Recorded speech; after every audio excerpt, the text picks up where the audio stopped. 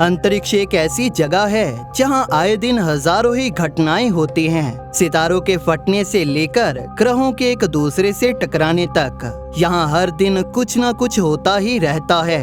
हम इंसान इस अंतरिक्ष के एक कोने में बैठे हैं जहां से हम इनमें से बहुत कम घटनाओं को देख पाते हैं। लेकिन समय के साथ हमारी समझ और टेक्नोलॉजी में आई एडवांसमेंट से हमने अंतरिक्ष की कुछ रेयर घटनाओं को देखना शुरू कर दिया है। आज हम इस खूबसूरत नोवा के बारे में बात करने जा रहे हैं, जिसे आप रात के आसमान में अपनी आंखों से देख सकते हैं। जी हाँ, खगोलविदों ने हाल ही में पुष्टि की है कि RS ऑफायुकाई नाम से जाने जाने वाला रिकरेंट नोवा एक बार फिर से फट गया है और जिसने पृथ्वी से दिखाई देने के लिए जरूरी रोशनी प्रोड्यूस की है। कुछ ऐसा जो वास्तव में पहले कई बार हुआ है, लेकिन इसके बाद भी काफी रेयर है। तो चलिए बात करते हैं कि इस नोवा में क्या हो रहा है, इसे रात में कहां खोजा जाए और ये भी कि ये क्या है। आइए जानते हैं। सबसे पहली थ्योरी के साथ शुरू करते हैं। रिकरेंट नोवा की एक क्विक क्लैरिफिकेशन। ये एक सुपरनोवा नहीं है। यहाँ एक तारा खुद फट नहीं रहा है, तारे के चारों ओर मौजूद किसी और चीज में विस्फोट हो रहा है। इस मामले में नोवा नाम कुछ पुराने खगोलविदों से आता है, जिन्होंने रात के आसमान में कुछ असामान्य देखा था। एक विजिटिंग सितारा, एक सितारा जो अचानक से दिखाई देने लगा और कुछ समय बाद गायब हो गया। इसीलिए वह इस असामान्य घटना को नोवा के नाम से पुकारते थे। सबसे पहले इन घटनाओं के इस नाम के साथ आए खगोल शास्त्री टाइको ब्राहे वास्तव में जिस घटना को देख रहे थे वह एक नोवा नहीं बल्कि सुपरनोवा था। लेकिन उस समय नोवा और सुपरनोवा का विचार इंटरचेंजेबल था। वे रात के आसमान में दिखाई देने वाले इन असामान्य सितारों का उल्लेख करते हैं और इसीलिए इनके नाम यह समझाने में बहुत अच्छे नहीं हैं कि उन तारामंडलों के अंदर क्या हो रहा है।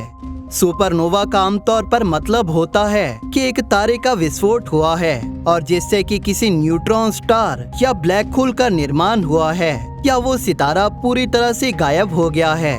ठीक यही ब्राहे ने 1572 में देखा था। लेकिन अब हम कई दशकों से जानते हैं कि इन नोवाज में कुछ पूरी तरह से अलग होता है। ये नोवाज सबसे पहले कम शक्तिशाली होते हैं और वे आमतौर पर तारों को नष्ट नहीं करते।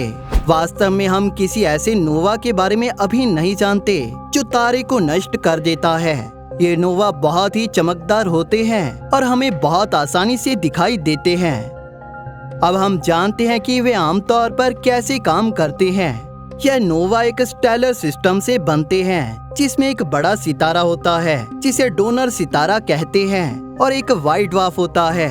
यह दोनों एक दूसरे के काफी करीब होते हैं, जिसकी वजह से वो व्हाइट ड्वार्फ उस डोनर सितारे की सारी हाइड्रोजन को अपनी तरफ खींच लेता है, जिससे व्हाइट ड्वार्फ के चारों ओर एक्रीशन डिस्क बनना शुरू हो जाती है। हालांकि अभी हम क्लियरली नहीं जानते कि यह कैसी दिखाई देती होगी, लेकिन आर्टिस्टिक रिप्रेजेंटेशन में ये हमें कुछ इस तरह की दिखती है।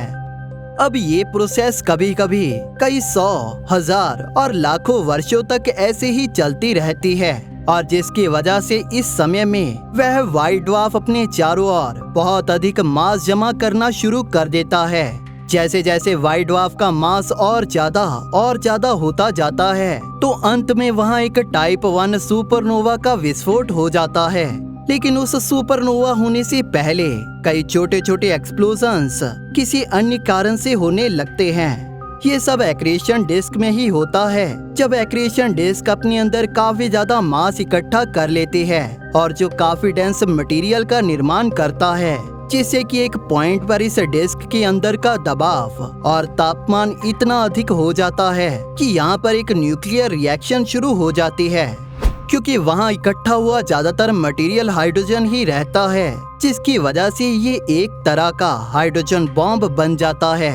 आमतौर पर ये सब लगभग 10 मिलियन केल्विन के टेम्परेचर के आसपास होता है, जो कि एक बड़े विस्फोट का उत्पादन करता है, जिसे बहुत सारे टेलीस्कोप देख सकते हैं और विटनेस कर इनको डिटेल में एनालाइज कर सकते हैं। ये सब रेगुलर नोवास के केस में रहता है।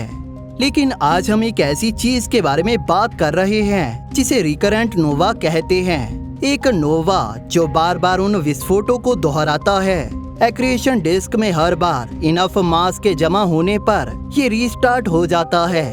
यह एक बाइनरी सितारा है जिसे RS ओफाइकाई के नाम से जाना जाता है, जो फाइकस कॉन्स्टेलेशन में मौजूद है। ये तस्वीर 2006 की है, जब पिछली बार यह सितारा नोवा हुआ था। ये नोवा स्पेशल और सबसे ज्यादा वेल रिकॉर्डेड इसलिए है क्योंकि इसने कई बार ऐसा किया है। क्योंकि जैसे कि आप इन तस्वीरों में देख सकते हैं कि यह रेगुलर इंटरवल पर ऐसा करता है। औसतन ऐसा हर 15 या 16 सालों में हो रहा है। इस नोवा के अलावा भी हमारे वैज्ञानिक 10 रिकरिंग नोवा के बारे में जानते हैं जो हमारी मिल्की वे आकाश गंगा में मौजूद हैं। यह दरअसल आसमान में खोजने और देखने में बाकी के नोवास के मुकाबले आसानी से मिल जाता है, क्योंकि यह सबसे चमकीले नोवास में से एक है। और अब इसे एक बार फिर से एक अमेचर एस्ट्रोनॉमर कीथ गैरी द्वारा खोजा गया, जिन्होंने इसे 8 अगस्त को देखा था, जो कि 9 अगस्त को अगले दिन को अपने पीक मैग्नीट्यूड पर था। जिसके बाद बहुत से खगोलविद तुरंत ही इसका अध्ययन करने और इसमें क्या हो रहा है ये जानने में लग गए। उदाहरण के लिए फर्मी टेलीस्कोप की गामा रे ऑब्जर्वेशंस द्वारा इसकी विजुअल ऑब्जर्वेशन की तुरंत पुष्टि की गई थी। कुछ ऐसा जो आमतौर पर तब किया जाता है जब हम किसी नए नोवा या नए सुपरनोवा का पता लगाते हैं। तब तुरंत ही ये भी पता चला कि इस नोवा से निकले बहुत सारे इजेक्टा न केवल लगभग 2700 किलोमीटर प्रति सेकंड की स्पीड से ट्रेवल कर रहे हैं, बल्कि इनकी रफ्तार अभी भी बढ़ रही है। इसके बाद हुई फॉलो अप ऑब्जर्वेशंस ने इजेक्टा की स्पीड के लगभग 4800 किलोमीटर प्रति सेकंड होने की पुष्टि की। इस नोवा से बहुत सारा मटेरियल बाहर निकला, जिसमें हाइड्रोजन, ऑक्सीजन और मैग्नीशियम थे, लेकिन जिसका ज्यादातर हिस्सा आयरन यानी लोहा था, क्योंकि उस न्यूक्लियर एक्सप्लोजन के बाद बहुत सारा लोहा बना था। क्योंकि ये घटना हमसे 5000 लाइट ईयर्स की दूरी पर हुई थी, इसकी वजह से ये हमारे लिए इतना भी चमकदार नहीं है। यह पृथ्वी से देखने पर हमें एक धुंधले सितारे के जैसा दिखता है। दूसरे शब्दों में ऐसा कुछ देखने की उम्मीद ना करें। अगर आप इसकी तलाश करने जा रहे हैं और अगर आप इसे खोजने का प्रयास करने जा रहे हैं, तो आपको कुछ ऐसा देखने को मिलेगा जो कि इससे काफी मिलता जुलता होगा। ये कुछ दिन पहले ली गई एक तस्वीर है, कुछ ऐसा जो शायद कुछ हफ्तों तक चलेगा, लेकिन कुछ ऐसा जो अगले 15 से शायद 20 या शायद 25 सालों में गायब होने वाला है। क्योंकि यह खास एक्सप्लोजन सामान्य से बहुत ज्यादा चमकीला दिखाई देता है।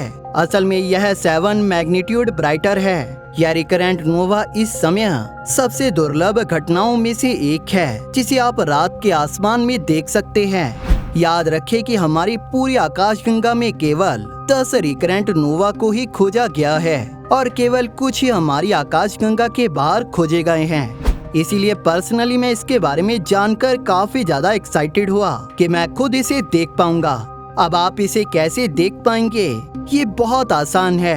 मैं ये आपको दिखाता हूँ कि स्टेलेरियम नामक एक फ्री टूल का उपयोग करके आप इसे कैसे देख सकते हैं। अब आप इस वेबसाइट को अपने लैपटॉप या स्मार्टफोन पर विजिट कर सकते हैं, या आप इसके ऐप को डाउनलोड भी कर सकते हैं। लेकिन मैं इस वीडियो में इसकी वेबसाइट को ही यूज करूंगा। आप जहां से भी इस वेबसाइट को विजिट करोगे तो आपको कुछ ऐसा देखने को मिलेगा। एक बार अपनी लोकेशन चुनें, जिसके बाद आपके आसपास आपको आसमान में जो भी मौजूद है आप उसे देख पाएंगे। इसी के साथ आप जूम करके उन बॉडीज को भी देख सकते हैं जिन्हें आप अपनी आंखों से कभी देख नहीं पाएंगे। असल में आप हर एक सितारे, हर एक आकाशगंगा और यहाँ तक कि कुछ एस्ट्रॉयड्स को भी काफी प्रिसाइजली देख पाएंगे। इस खास ऐप में अब हम ऑप्टिकस कॉन्स्टेलेशन की सर्च करेंगे। जब आप एक बार उस पर क्लिक करोगे तो आपको कुछ ऐसा दिखाई देगा।